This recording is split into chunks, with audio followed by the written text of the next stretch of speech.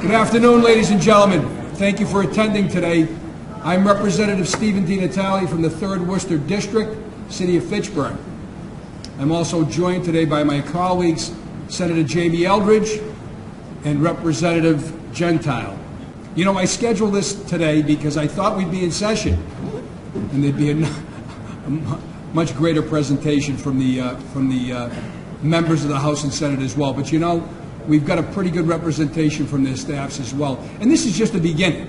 We'll have other meetings such as this to help share the information and come to a conclusion that hopefully is to the benefit of the people of the Commonwealth. I'm joined today by,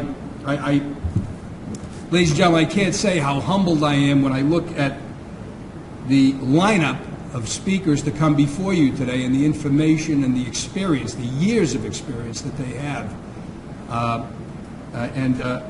So I'm going to keep certainly my comments to a minimum because you folks are the experts, and there are a number of you in the audience as well that have done a great deal of work in this area. And I think my role is to bring attention to it along with my colleagues in the House and Senate, and hopefully we'll continue to do that. But let me begin by introducing our first speaker, Dr. Devra Davis, founder of the Environmental Health Trust and award-winning scientist and author of Disconnect, The Truth About Cell Phone Radiation. So without further delay, let me introduce Dr. Devra Davis. Thank you.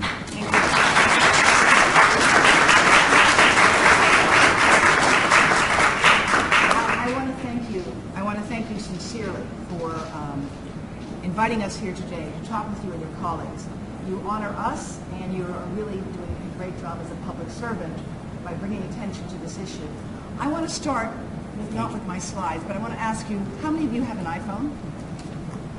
Would you please take it out? I want to show you something.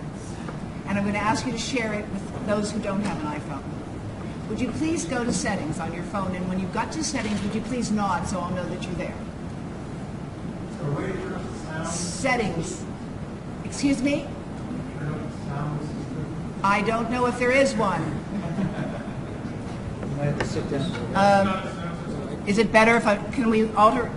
Is there some audio sound? This is just for the videos. No? It's better for me to sit? Then I will sit. All right. Have you got to settings? Okay. Then go down to the word general, which is on your the opening screen. When you get to general, would you please nod? All right. Now go to about, which is at the top of the next screen. Now, after you're at about, I want you to scroll down to something you would not normally see called legal. Get to legal, click on legal, and after you've clicked on legal, click on RF exposure. RF exposure. And then you read the paragraph above the hyperlink, and it says to reduce exposure. Would you finish what it says there, please? Loudly for everyone to hear. To RF energy, use a hands-free option such as the built-in speakerphone, supply headphones, or other similar accessories. Carry iPhone at least 5 millimeters away from your body to ensure exposure levels remain at or below the maximal level. It says carry the phone at least, and devices vary. Some say 10 millimeters, some say 15 millimeters, some say 5 millimeters, but it says away from the body. And the purpose of this briefing today is to explain to you what that means and give you the right to know this and tell you that legislation is being passed in a number of places, and we hope will be developed here by the state of Massachusetts, the home of the real, true first Tea Party, where we can, in fact, expect that citizens will have the right to know and the consent to be freely governed because they have that right. Now, for the rest of my presentation, I would urge you to put your phone on airplane mode for 2 reasons. One is it would be unseemly if anyone took a call in the middle of this. But the other, more importantly, is that you will be protecting yourself because on airplane mode you are neither sending nor receiving microwave radiation. Today we're going to talk about the right to know. I'm going to focus on studies on children, and when I have a connection to the internet, I'm going to show you some appalling videos that have been recently developed showing infants in the baby bouncy chair that has been fitted with an iPad. Now, just yesterday we met with the American Academy of Pediatrics Executive Committee on the Environment, and they are forming a chapter of the new Green Book that will be on this issue because they are appalled at the exposure that's taking place to young brains with these devices. This is a form of child abuse. You are microwave radiating a young infant brain. These are designed for infants. You put the iPad right over that of an infant. This is the iPotty. This is the iPhone baby teething rattle case, and there's also an iPad teething rattle case. And all of these are bad ideas, and the Academy of Pediatrics recommends no screen time for children under the age of 2, let alone this direct proximity to devices, which, by the way, are tested 20 centimeters away from your body. So let's talk about what we know about the electromagnetic spectrum. It goes all the way from the things that would turn on light bulbs to those that can be used for X-rays, or those in outer space, gamma rays. X-rays and gamma rays clearly damage the body. We know this. There's no question about it. They have high energy. Microwaves, whether for an oven, a phone, a cordless phone, or baby monitor, or a router, all use a similar frequency, about 2 billion cycles a second. They differ in the amount of power that they use, and particularly in the pulse of the signal. The microwave signal from your cell phone is pulsed. It goes erratically. Up, up, up, up, up, up. And it's that erratic signal that scientists now understand today can damage membranes, can increase the production of heat shock proteins, and a number of other biochemical products that we know can be damaging to the human body.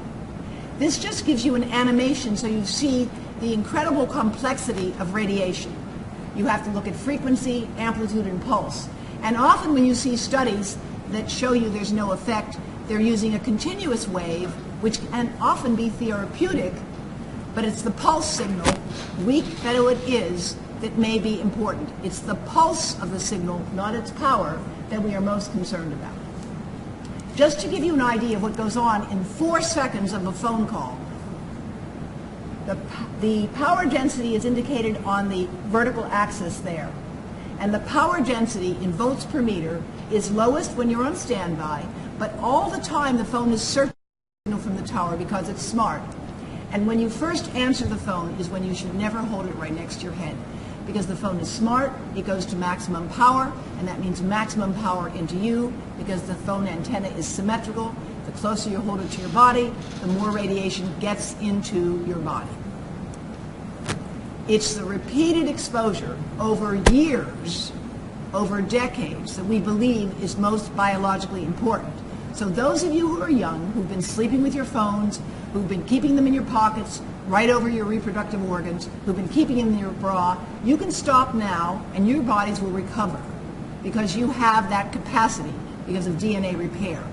I'm concerned about your children and those who are going to grow up as my grandchildren can with exposure to a sea of radio frequency radiation that did not exist even 5 years ago. Standards for cell phones were set 18 years ago and have not changed. Would you want to fly in an airplane with 18-year-old safety standards? I don't think we should be exposing ourselves and our children to wireless devices that meet these old safety codes. Lloyd's of London provides insurance to major corporations.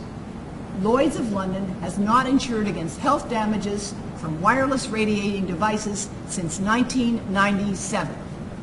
That has some interesting implications both for government and for businesses.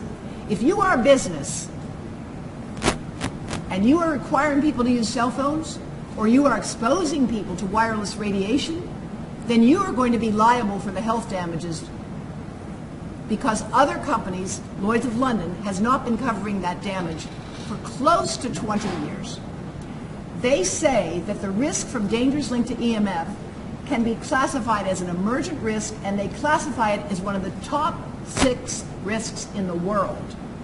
That's what they say in a report that can be found on our website. Now, children definitely absorb more radiation than adults. And even if they absorb the same amount, of course, a child is not the same as an adult. Their brains are growing more rapidly. The fetus, of course, is in the greatest danger. And cell phone manuals warn about this. And in fact, if you look at your iPad manual, it tells you to keep the antenna away from the body. But nobody looks at that. That's why it's important that you look at our newly launched website today, showthefineprint.org. That's where you can find, neatly packaged, all the warnings that are otherwise buried in devices today. I want to show you now some unpublished data which will be cut out of any videos that we produce, guys. But I want to share it with those of you here who have the potential to protect the public health and safety of the great state of Massachusetts. So I got permission from my co-authors to share this with you for this purpose only. I want to show you the scale that's going to be in these pictures we're about to show you. That scale, 0 means the highest exposure, and it's white, yellow, so like think of white hot. This is the brain of a 6-year-old, and I want you to look at the area with the yellow and the white that goes all the way into the eye and down to the chin and down into the brainstem. This is an 11-year-old. You can see it's a slightly smaller area, and this next is a 34-year-old. And you can see there is a less big area of intense exposure. Just take a look again for a moment. The largest area of exposure in the youngest brain.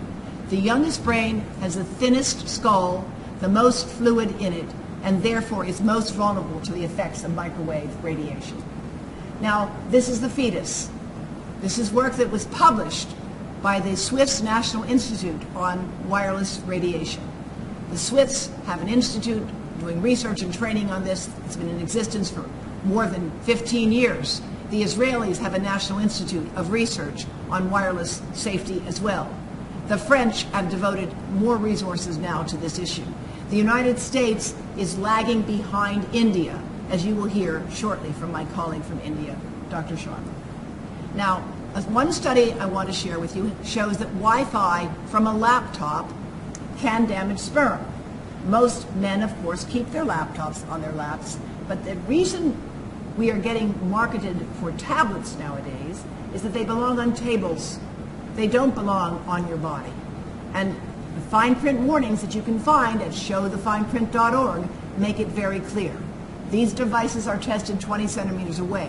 What this study was published in a fertility journal showed is that Wi-Fi radiation, adjusted for the heat that can be produced in this study, there was no heat generated, Wi-Fi radiation alone can damage sperm. And Dr. Sharma is going to show you much more of that. This is an adult rat testis before and after cell phone exposure, and you can see the integrity, the normal testis on the left, and the damaged one on the right after 15 to 30 or 60 minutes daily exposure for 2 weeks. For 2 weeks. Now, interesting little sidebar. Dr. Sharma got interested in studying male reproductive health of cell phones and its impact because he was an expert on fertility for men. He knows that in order for a man to make a healthy baby, he needs millions of sperm, and the sperm have to be kept cool. They have to be about 2 degrees cooler than the rest of the human body. And he also knows that microwave radiation can slightly change temperature. So his interest came about from his expertise as a fellow of the World Health Organization at the Population Council in New York, looking at male reproduction. And he will share with you some of the fascinating results that they produced at the Indian government in a moment. I want to show you finally a bit of studies that we've done on children's brain cancer risk. And Suzanne, this is kind of an amazing thing because this is a study of Scandinavian kids, okay? 7 to 19, okay? 352 cases, 646 controls. They reported a non-significant, borderline significant risk for all regular cell phone use. But when you looked at 2.8 years of use, there's a significant risk. So, of course, this suggested to us it might be worth doing a further look at the data. And here's what we've just done, which we have not published yet. What we did is we analyzed their data in terms of frequency of duration of calls. So they had that information. How much cumulative hours of calls do these kids have? And what you see right here is what we call a dose-response curve. Those who were either never users or very low users, and these are children aged 7 to 19, they're the standard we compare everybody else to. The more the children reported using phones, the greater their risk of malignant brain cancer. A risk that was amazing because it showed up in less than 3 years. So we think this is a really important thing. However, the authors of this study said our data, quote, does not support a causal interpretation. We cannot, however, rule out the possibility that mobile phones confer a small increase in risk and therefore emphasize the importance of future studies. Well now, do you want to be part of that future study? Did you ever consent to be in this experiment? Did anyone ask you for your consent? Did you sign on when you got your cell phone that you agree to be part of a grand experiment with no controls? That is where the Massachusetts legislature stands at a historic moment. And I'm going to tell you that history is changing. Not only did the World Health Organization declare this a human carcinogen in 2011, but working with Tony Miller and others in 2013 from the IARC, we have declared it a probable human carcinogen. And the South Korean government, again, the federal government of South Korea, is now warning about digital dementia in middle school children, which they are diagnosing with kids whose brains are not properly developed, where the left hemisphere is fully developed, but the right hemisphere, the hemisphere in charge of empathy and impulse control, is not. Think of what this means for a generation of children. The Koreans report in their national registry they are seeing a dramatic increase in digital dementia and in smartphone addiction in children, you can see here, as well as an increase in cases diagnosed with clinical dementia under the age of 65. Under the age of 65. A doubling in cases from 2006. And while some of this might be better ascertainment and better diagnosis, it can't all be explained by that. So I'm going to just briefly show you one study done by a colleague nearby here at Yale University, where they did prenatal exposure to mice that were pregnant to cell phones, and they used just a phone that was programmed to be on, so it was not, no one was talking on it, and they used it throughout the 3 weeks that the mice take to produce a baby. And these are the results. They had significantly poorer memory, they had much more hyperactivity, and much more anxiety if they had been exposed throughout pregnancy to cell phone radiation. Think about that. Think about what that may mean. Remember what I showed you in the image. The pregnant abdomen gets the most exposure in the last trimester when, of course, the baby is near the surface. So showthefineprint.org is what we are doing as a nonprofit, working with other groups here in Massachusetts that I'm delighted to work with Diana Warren and Janet Newton, who you'll be hearing from in a moment. And this is what Yale University is advising, and they are handing out information to every pregnant woman that comes into that facility, telling them not to use a phone near their abdomen, to use a speakerphone, to use a headset, to put it on the table. And these are some of the handouts that we give for the Baby Safe Project that we can make available to you. And this advice Dr. Sharma will go into in more detail, so I won't take the time to do it now. But I want to tell you what's happening with respect to some international groups. France, Finland, Israel, they are all advising cell phone precautions. Use a speakerphone, use the earpiece, don't keep the phone on the body in your pocket, and avoid using it near each other. This is almost universal around the world today, and it can be found buried in the manuals, which is why we hope the legislature is going to do the next step. And I want to tell you, Professor Lawrence Lessig of Harvard Law School has an offer to you. If you pass this law, he will defend it pro bono. He and the dean at Yale will defend this law pro bono because he feels so strongly in the right to know here as a First Amendment specialist. Maybe that's a sign from on high.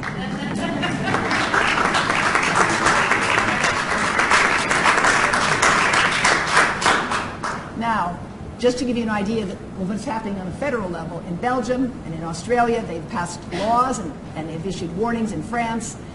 But the most important is that Berkeley unanimously passed the Cell Phone Right to Know Ordinance, and I believe that something like that could easily be done here. So we have lots of material we'll make available to you after, and I look forward to talking with you and we'll give you information about how to reach us.